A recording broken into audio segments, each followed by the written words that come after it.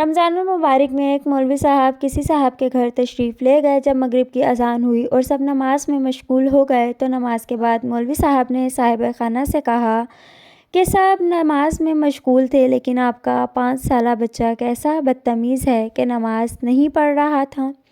صاحب خانہ نے مسکرا کر کہا، مولوی صاحب، اس پہ نماز واجب نہیں ہوئی، وہ ابھی بچہ ہے۔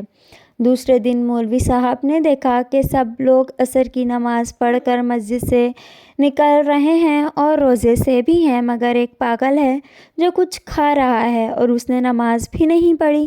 مولوی صاحب نے کہا، یہ کیسا آدمی ہے کہ سب نے روزہ رکھا ہوا ہے اور یہ کھلے عام کھا رہا ہے اور نماز بھی ادا نہ کی۔ صاحب خانہ نے مسکرا کر جواب دیا، مولوی صاحب، آپ کو نہیں معلوم کہ پاگلوں پہ نماز ساقط ہے۔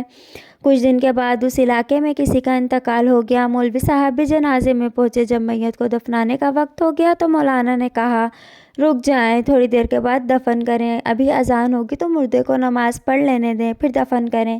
یہ سننا تھا کہ لوگوں نے کہا، مولوی صاحب، آپ کا دماغ خراب ہے، آپ کو نہیں معلوم کہ سارے قوانین الہی زندوں کے لیے ہیں۔ تو اب مولوی صاحب نے مسکرا کے عجیب و غریب جملہ کہا، میں بھی آپ لوگوں سے یہی پوچھنا چاہتا ہوں کہ اگر نماز زندوں کے لیے ہے تو جو لوگ نماز نہیں پڑھتے، کیا وہ بچے ہیں، پاگل ہیں یا پھر مر چکے ہیں؟